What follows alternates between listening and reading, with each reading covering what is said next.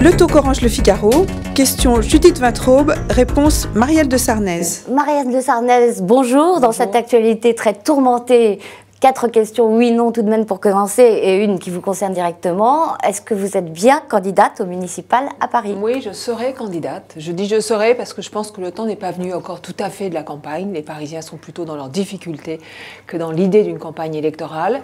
Mais oui, je serai candidate. Je porterai un projet pour Paris. Je crois que Paris a besoin de renouvellement et je serai là pour faire un certain nombre de propositions. Nathalie Kosciusko-Morizet, qui n'est pas encore candidate puisqu'elle doit passer l'épreuve des primaires, a-t-elle raison de vouloir écarter des listes, de ces listes, des personnes qui auraient été lourdement condamnées comme Jean Tibéri? Écoutez, c'est l'affaire de l'UMP, hein, comme c'est l'affaire du PS. La composition des listes viendra en son terme. Ce que dit Nathalie Kosciusko-Morizet, c'est son affaire, ça n'est pas la mienne. Moi, je pense qu'il y a besoin... C'est une évidence pour moi. Mais il y a besoin à Paris, je crois, vraiment d'une attitude politique nouvelle, d'un projet nouveau pour Paris, d'un souffle nouveau pour Paris. Et moi, c'est ça qui m'intéresse. Assiste-t-on à une crise de régime, comme François Fillon l'avait dit, avant même les aveux de Jérôme Cahuzac? On assiste à une crise politique très lourde et une crise morale, d'ailleurs, que François Bayrou avait signalée en son temps, lourde, parce que quand il n'y a plus la confiance... Et c'est ça qui est en train de se produire entre le monde politique et les citoyens. Eh bien, vous ne pouvez plus agir, vous ne pouvez pas redresser le pays. On va en reparler, un dernier oui-non, si je peux dire. Oui, est-ce que c'est la faillite de la République exemplaire? En tous les cas, ça n'est pas l'illustration de la République exemplaire. Alors, François Hollande vient tout juste de parler, on n'a pas pu avoir les images, mais vous savez ce qu'il a dit. Il a dit notamment que Jérôme Cahuzac n'avait bénéficié d'aucune protection. J'espère bien, j'espère vraiment bien. Alors, selon Edoui Plenel, qui est donc le directeur de Mediapart, François Hollande n'a pas d'excuses, puisque Mediapart avait tout mis sur la table dès décembre. Est-ce que vous partagez la sévérité de ce jugement? En tous les cas, je pense que oui, on peut être sévère. Après, moi, je crois que c'est une crise politique extrêmement lourde et d'autant plus dommageable qu'on est dans une situation économique extrêmement grave. Et moi, je crois une chose, c'est qu'il ne peut pas y avoir de redressement économique du pays sans une moralisation de la vie publique. Les deux sont absolument liés. Et c'est donc ça toute la question. Sur cette moralisation, François Hollande propose que soient privés de tout mandat public, les élus condamnés pour corruption. Oui, c'est la moindre des choses, mais il faut aller plus loin. Maintenant, il faut une rupture. Il faut une rupture. Il faut qu'on tourne la page définitivement.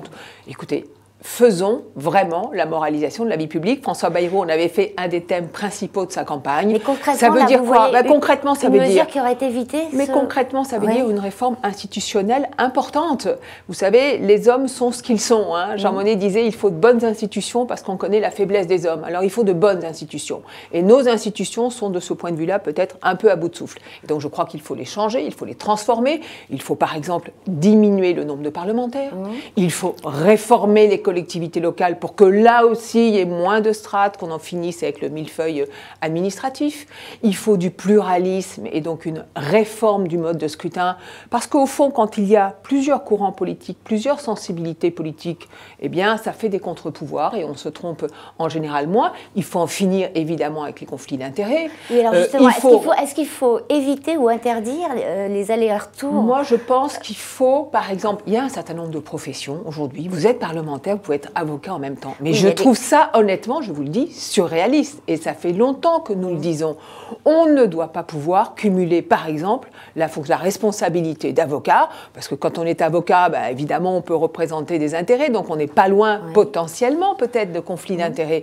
Et donc, il faut qu'on mette fin à un certain nombre de cumuls. Évidemment qu'il faut rendre publique la déclaration de patrimoine, comme on le fait pour nous au Parlement européen. Changement du mode de scrutin, je vous l'ai dit, parce qu'il faut du pluralisme. Voilà, et donc il faut aller beaucoup plus loin, au fond. On a besoin d'une rupture pour retrouver de la confiance. C'est-à-dire donc, par exemple, allonger la liste des incompatibilités entre l'exercice d'un mandat public. Je rappelle que Jérôme Cahuzac, qui était médecin d'origine, a travaillé au ministère de la Santé, a eu vraisemblablement des relations avec des labos. Moi, je suis contre le cumul et je suis pour que les parlementaires soient parlementaires au fond à plein temps. Et puis, la vérité, je me demande comment un parlementaire fait pour exercer, s'il fait vraiment son boulot de parlementaire, comment peut-il être en même temps avocats ou médecins. Il y a aussi une histoire de pantouflage, de gens qui ont travaillé dans des ministères et qui ensuite vont vendre clarifions tout ça, mais enfin, il n'est que temps. Il y a exactement un an, c'était la campagne pour l'élection présidentielle, et aujourd'hui, un an, jour pour jour, François Bayrou faisait son discours sur la moralisation nécessaire de la vie publique. Que n'a-t-on agi avant ? Jean-Luc Mélenchon a dit hier que l'affaire Cahuzac profiterait vraisemblablement au FN, et il a ajouté « j'espère que ça nous profitera à nous aussi ». Oui, d'abord, j'aime pas ce genre de formule. Profiter, ça profite à personne.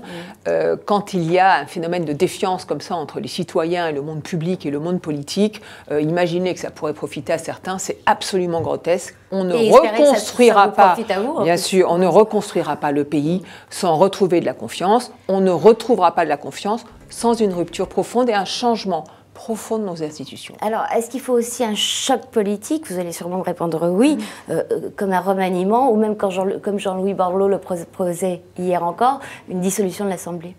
Oui, on peut tout à fait imaginer que François Hollande va dissoudre. Non, je veux dire, ça ne me semble pas crédible. Voilà, soyons... Et pas nécessaire ?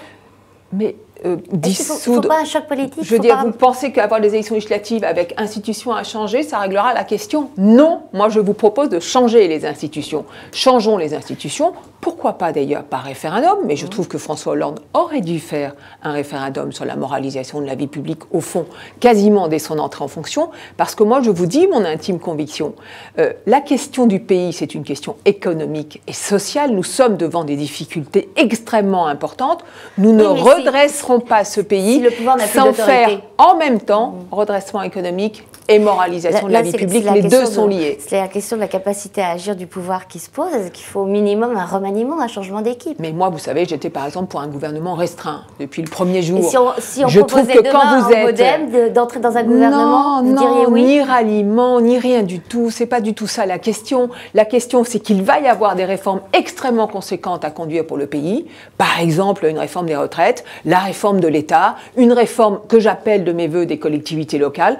Toutes ces réformes-là, il faut les faire parce qu'en particulier, la droite ne les a pas faites suffisamment depuis 10 ans. Et c'est ça que nous sommes en droit d'attendre et que les Français sont en droit d'attendre. Marielle de Sarnez, je vous remercie. Merci au revoir beaucoup. Et à bientôt.